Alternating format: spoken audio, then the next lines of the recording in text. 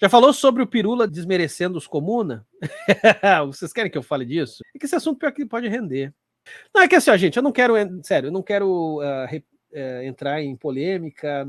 Quer dizer, polêmica eu quero tratar de uma polêmica sim, mas eu não é ataque, não é briga. Aliás, essa leitura meio reducionista de que essas coisas são todas vistas como briga é meio pobre. Deixa eu comentar um negócio. Eu vi que rolou uma certa celeuma, vamos falar bonito, porque o Pirula, eu não lembro agora exatamente quais as palavras que ele usou, então posso estar aqui extrapolando um pouco, mas que ele falou o quanto que o comunismo, em alguma dose, somente olhando para o que era feito na internet, ele se aproximava de uma religião e tal. E, de novo, eu não vi o que os outros criadores de conteúdo comunistas disseram. Eu vi mais foi respostas em caixinhas de comentário, por exemplo, no canal de cortes do Pirula. Eu vi isso no Twitter, essas coisas. Gente, olha, tem uma questão aí, que é a seguinte: comunismo é estruturado como religião, sim. Aí você vai dizer, caralho, porra! Não, gente, olha só.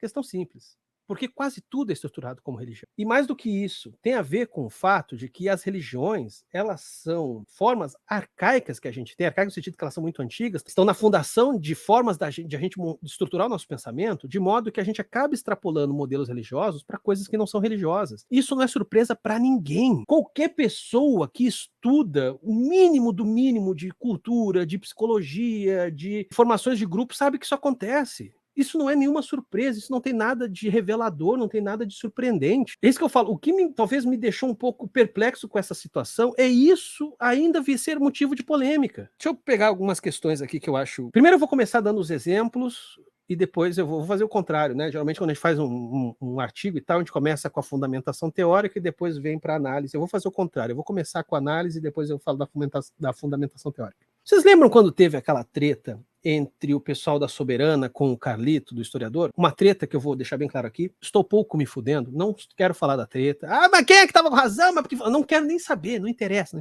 tá? Eu tô só puxando esse evento porque isso até é uma coisa aqui minha, tá? Assim, tipo, eu gosto de analisar as coisas pelo lugar que as pessoas estão menos olhando. Então, às vezes, quando tem uma treta, eu não olho, às vezes, nem o vídeo da treta em si, eu gosto de olhar os comentários. Eu gosto de ver como é que as pessoas constroem os seus sentidos, como é que elas encontram sentido nas coisas e como é que elas elaboram isso. Isso me interessa bastante. Tem a ver até com a minha própria atividade acadêmica e tal. E professores em geral pensam nisso, né? Porque tem muito a ver com o fato de como é que o público, no caso, né? Como é que os alunos estão lidando com aquilo que eu estou trazendo e como é que eles estão elaborando suas próprias trajetórias de sentido. Enfim, quando teve aquela treta, me chamou a atenção no vídeo do Carlito, nos comentários, certas formulações, certas fraseologias que eu já vi encontrado em outros lugares. Havia uma estrutura que se repetia, não só naquele vídeo, em outros lugares, que era assim, graças... Porque o pessoal ficou brabo ali com o que o Carlito falou e tal, então muitos foram lá defender a Soberana, defender o Ian Neves, defender o Humberto, e falo, de novo, não vou entrar no... Não quero individualizar as coisas, tá? Não, se começarem a falar mal de um, de outro, eu peço que não façam isso, tá? Falar mal ou nem falar, ou mesmo bem, foda-se, eu não tô querendo fazer análise de indivíduos. Mas o que me chamava a atenção era uma certa estrutura de pensamento que vinha assim, graças a X, eu enxerguei Y. Graças a X, eu enxerguei Y. Naquele contexto da treta, era graças ao comunismo, ou graças à Soberana, ou graças a um determinado influencer, eu enxerguei que as formas de exploração do trabalho, eu enxerguei a minha revolta cotidiana, eu enxerguei uma maneira de me organizar politicamente, blá, blá, blá. Mas notem essa estrutura. O que já começou a me chamar a atenção, isso eu já tinha percebido, de novo, isso não é novidade, tá? Eu estou só pegando uma coisa assim, um evento para isso ficar mais evidente. Essa estrutura é a mesma que eu vejo em página evangélica e página Red Pill. Graças a X, né? Às vezes o pessoal tira o graças por causa, que seja. Por causa de X, graças a X, e aí no caso evangélico vai ser X, vai ser graças a Deus, né? Pode ser graças a Deus, pode ser graças ao pastor, muitas vezes é ao pastor. Graças ao pastor tal, quando o pessoal começa a chamar o pastor de pilantra, graças ao pastor tal, eu encontrei Jesus, eu me senti bem, sei lá, aprendi a perdoar a mim mesmo, a perdoar os outros, sei lá, essas coisas assim de crente. Quando você vai na página da galera Red Pill, mesma coisa. Quando alguém faz um vídeo atacando a Red Pill, qual é o argumento que vem? Graças a Red Pill, ou graças a uma influência da Red Pill, eu enxerguei que... Aí vem aquelas coisas, né? Que eu enxerguei, eu descobri por que eu não me sinto bem com as mulheres, por que eu não sou... babá. Todos eles, todas essas construções, você vai dizer, mas isso é muito genérico. Posso dizer assim, graças ao Quadrinhos na Sarjeta, eu encontrei uma visão crítica dos quadrinhos. Sim, aí que tá, isso que eu tô mostrando, não é exclusivo, não é assim, comunismo é igual evangélico e red pill, você tá dizendo, não, eu tô querendo mostrar que tem uma estrutura subjacente. Essa estrutura do graças a X encontrei Y, enxerguei Y, vocês podem ver até o uso do verbo enxergar, encontrar, tem muito a ver com essa noção de esclarecer, de iluminar, de partir do princípio que você está numa zona de sombras e existe ali um feixe de luz que é o lugar da verdade. O caminho, verdade, vida, sei lá.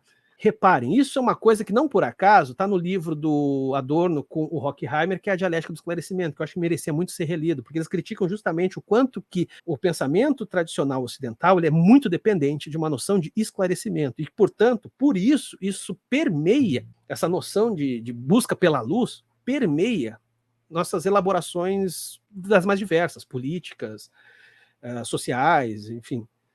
Ou seja, vai escambar no comunismo, por exemplo. Dá para ir mais além, porque você vai dizer, mas isso é pouco. Não, mas aí que tá. Outro tópico que aparece. Os comunistas, nesses comentários ali que eu tava vendo na internet, tá? Às vezes eu falo web comunista, o pessoal fala que é pejorativo. Gente, então me dá um nome.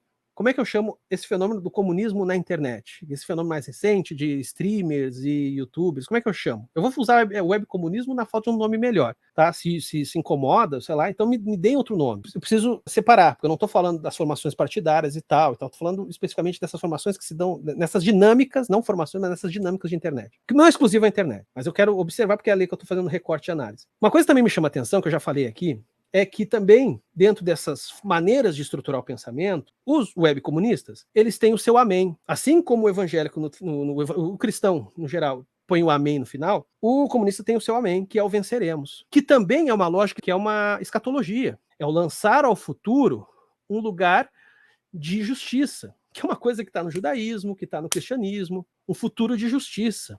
Venceremos. Outro ponto que também é interessante observar, a maneira, muitas vezes, como a revolução é evocada é um lugar de arrebatamento. Quando chegar o arrebatamento, quando chegar a revolução, a justiça se fará, os injustos serão perseguidos, serão tirados do poder, serão, sei lá. Gente, isso é tão simples de ver que, pegando a história dos próprios movimentos de esquerda, você tem uma série de alinhamentos com pensamentos religiosos.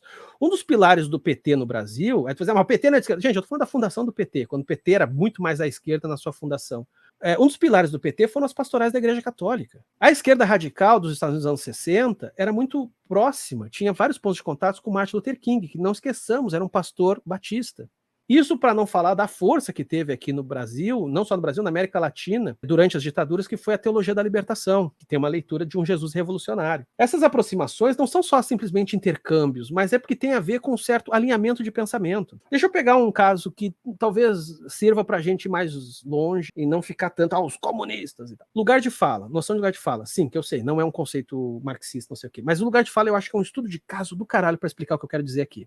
Deixa eu ser breve. Lugar de fala é um negócio que remete a Spivak, aos subalternos studies que acontece ali na Índia, que por sua vez era uma série de pensadores Foucaultianos, então vai lá para o Foucault, e o Foucault, por sua vez, é um cara que tem ali todo um arcabouço de uma série de outros pensadores, mas entre eles tá ali Nietzsche, tá ali o próprio Marx, enfim. O ponto é que existe uma linhagem do conceito de lugar de fala que não é uma linhagem, vamos dizer, muito comum. É uma coisa relativamente nova. É uma linhagem aí que você mapeia aí uns 100, 200 anos. Quando o conceito de lugar de fala se popularizou na internet, somente a partir da Djamila Ribeiro, a galera não soube usar direito o conceito. E isso é normal. Por que não soube usar direito? Porque assim, olha, quando a gente pega uma coisa que é nova, quando o novo chega, e o novo não é o Partido Novo, que é a coisa mais velha que existe, quando o novo chega, a novidade do novo é incômoda. Ela é difícil de ser compreendida na sua plenitude. Tudo isso é muito normal acontecer.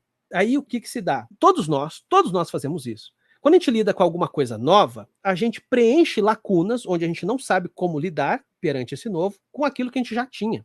E o conceito de lugar de fala é um exemplo muito bom, porque a noção de lugar de fala, no momento em que ela se popularizou, a gente viu ela se tornar na internet aquilo que muitas vezes eu falo aqui de maneira crítica, que é um RPG de minorias, porque, por exemplo, essa linhagem aí do conceito de lugar de fala, ela não é ontológica, vamos falar agora em termos de conceitos filosóficos, ela não delimita um ser. Diante dessa novidade, e as pessoas lidando com o que elas já tinham, o que aconteceu com o conceito de lugar de fala?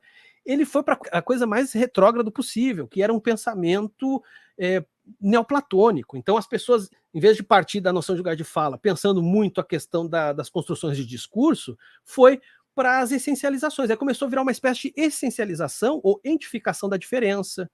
Começou a se pensar a identidade a partir de um extrato fechado, e daí por isso que as pessoas podiam começar a se pontuar, porque eu, como pessoa negra, trans, o conceito de lugar de fala foi buscar embasamento naquilo que era estranho ao próprio conceito.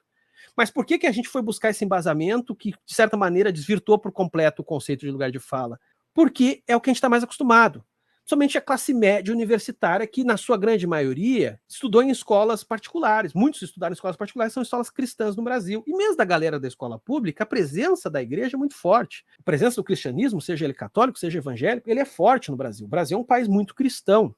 Isso não só o Brasil. Então é normal, e essas coisas que estão lá plantadas na nossa cabeça desde sempre, desde a nossa primeira infância, a gente, no momento que lida com alguma coisa que é um pouco diferente, que traz uma certa novidade, é normal de preencher lacunas e estruturar de uma maneira que é religiosa. O termo bonitinho para isso é morfologia do pensamento. Ou seja, como é que a maneira como a gente foi educado, pensamentos que são mais estruturados, são mais tradicionais à sociedade, é evidente que a gente vai repetir eles. E daí vem um trocadilho que eu usava muito em sala de aula, que é quando o novo se torna o de novo. Que é uma coisa que um filósofo, para citar um aqui, Jacques Rancière, que é um filósofo muito recorrente à galera da estética, é uma coisa que ele aponta. Ele não faz esse trocadilho, porque no francês esse trocadilho não funciona. Mas Jacques Rancière, antes de qualquer coisa, vale lembrar, né? Ele era companheiro lá do Althusser, que é um dos principais intelectuais marxistas do século XX, depois seguiu sua própria carreira. Ele tem livros muito bons, A Partir do Sensível, Desentendimento, O Espectador Emancipado, recomendo para um caralho que todo mundo leia O Espectador Emancipado, até para parar de pensar o público de uma maneira meio tosca, achar que o público é burro, essas coisas, né? Muita gente às vezes parte disso. Mas dá para citar outros autores aí. Antônio Negri, que foi um cara da esquerda radical italiana, inclusive foi preso. O Antônio Negri é um cara que vive aproximando a teoria marxista de Spinoza, pensava Deus de maneira panteísta, Deus nas coisas. O que mais dá para falar aí desse... Pode ser... Bom, o próprio Slavoj Zizek também já falou sobre quando o novo se torna o de novo. Enfim, tem muita gente já pensando isso e faz tempo. De novo, isso eu não consigo ver qual é o problema disso. Quer dizer, problema tem, talvez, para o comunista perceber isso e dizer, tá, então talvez tenha que se fazer algum ajuste. E eu acho que sim. Eu não sou coach da militância dos outros. Agora, por exemplo, eu vou falar agora a nível pessoal. Eu, por exemplo, me afastei do movimento ateu. Eu já conversei isso com o Pirula até. Justamente porque eu comecei a ver essa estrutura religiosa sendo replicada por ateus. Sabe, assim, eles pegaram o Deus está morto do Nietzsche, ok, mas botaram um novo Deus no lugar, que é a razão, a ciência, não sei. Começou um elogio da razão, assim, de um iluminismo. De novo, essa coisa de graças ao ateísmo, eu tive a visão, eu vislumbrei, tu diz o que foi. Mas, de novo, essa lógica de esclarecimento, que é uma forma de estruturar o pensamento até anterior ao próprio cristianismo, que é muito tá ali na caverna do Platão. Então, ou seja, é uma forma muito tradicional de se pensar. Isso fez eu me afastar, por exemplo. Então, veja, até mesmo nos ateus, isso acontece. E eu sempre vou citar aqui, eu acho esse elogio da razão uma maluquice, cara, sabe? A gente desconsiderar só 150 anos de discussões, debates filosóficos. Não, pô, voltar a querer brincar de século XVIII. Século das luzes. Esse elogio da razão eu acho maluquice. Conversei isso direto com o Pirula, foi isso que me afastou. Pode ver, eu sou ateu. Qual foi a vez que eu fiz vídeo aqui militando em torno do ateísmo e tal? Não faço isso. E no caso do comunismo, bom, você sabe, eu me considero anticapitalista, não me considero comunista. Mas me considero anticapitalista. E nada disso eu acho que é chocante. Eu percebo que, talvez, para alguns isso foi chocante, porque daí entra um negócio que eu já estou falando há um tempinho, que é o perigo do senso de auto-excepcionalidade, que muitas vezes a galera de esquerda, principalmente às vezes a galera de esquerda radical tem. Eu estou alertando isso faz um tempo. Isso acaba turvando a capacidade de debater coisas simples e que já são debatidas há muito tempo. A gente não pensa assim, a gente não é assim. Não, cara, você está achando o quê? Que você é especial? De novo, é um aristocratismo de esquerda. A gente não é, a gente é diferente dos outros, nosso sangue é de outra cor. Então, não, cara, não. Essas estruturas, elas são subjacentes a todos nós. E vai ser também aos comunistas. A partir disso, dá para pensar maneiras de desconstruir, inclusive, essa estrutura, para não virar uma religião tal e qual? Dá para ir, mas aí cabe às direções, cabe às lideranças repensar maneiras, ou até mesmo de esclarecer certas questões, enfim, fazer uma certa correção de rota, vamos dizer assim. Mas daí não sou, aí é com os outros, não é mais comigo, né? Eu não tenho nada a ver com isso. E cabe acrescentar uma outra coisa, tá? O webcomunismo parece muito com a religião, não só porque essas estruturas são subjacentes, mas porque a internet é o lugar da dispersão.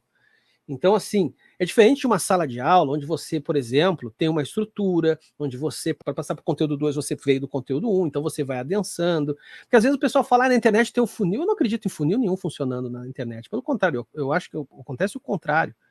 Pelo contrário, acho que acontece. Pelo contrário, eu acho que o que acontece é que você acaba condicionando o público a certas formas de entendimento e depois você tem mais dificuldade ainda de tirar isso deles. É aquela coisa de criança. Se você acostuma a comer doce, depois ela não consegue comer fruta. Se você acostuma com Coca-Cola, ela não vai querer tomar água.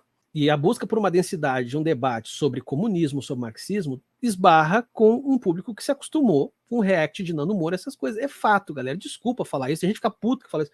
Mas é normal. E daí por isso que talvez isso tudo seja chocante quando a gente fala. De que sim, está se estruturando como uma religião porque as pessoas estão preenchendo uma série de lacunas, porque não estudam, porque não avançam, muitas vezes até são intelectualistas, estão preenchendo essas lacunas com estruturas subjacentes, que já são conhecidas porque tem a ver com a formação toda nossa como um povo. Outra coisa também que rola, a internet é o lugar da solidão, nunca estivemos tão solitários, então é normal as pessoas começarem a se ver como uma comunidade, o que é positivo, eu defendo também a volta das comunidades, eu acho que formações comunitárias são fundamentais para a gente ter uma vida feliz, só que qual é o referencial que a gente tem de formação comunitária?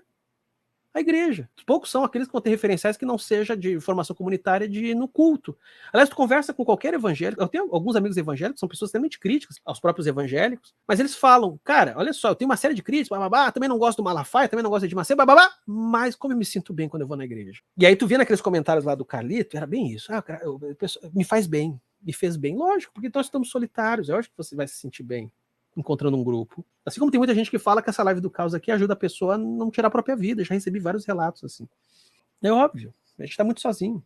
Então nada disso deveria ser uma surpresa ou pode ser um problema de novo, para quem tem algum objetivo a partir disso. Sinceramente, eu acho que a pobreza do debate é o fato de ele parecer uma polêmica, de parecer uma surpresa ou até mesmo uma agressão. Tem gente que vai entender como agressão tudo isso que eu falei, sendo que eu não tô agredindo ninguém. E esse senso de autoexcepcionalidade esse sim eu faço como uma crítica há algum tempo entre a militância, esse senso de autoexcepcionalidade, ele também é o preenchimento a partir de, ele também é uma elaboração arcaica, no caso, a narrativa do herói. Todo mundo quer se ver como um herói de si, aí acaba às vezes escambando esse narcisismo, do tipo, seja radical, vá na raiz das questões, aí perguntar como é que faz, seja como eu, sabe, tipo, tu vai começando a se embriagar de uma excepcionalidade que todo herói carrega em si. Pode ver que todos os heróis, as narrativas principalmente antigas, eles são figuras excepcionais, não são iguais aos outros. Então, olhar isso, encarar isso de frente, eu acho bastante positivo, principalmente para quem está querendo fazer algum tipo de organização coletiva e tal. Né? Sei lá, enfim. Repito, acho que se incomodar com isso é tolice. Agora, a partir disso, dá para fazer alguma coisa. Esse vídeo é um corte da Live do Caos que acontece no canal do Quadrinhos na Sarjeta todo domingo à noite por volta das 9h30, geralmente. Então curta e compartilhe este vídeo. E se inscreva lá no Quadrinhos Sarjeta, assim como aqui no Cortes da Sarjeta, pessoa vagabunda.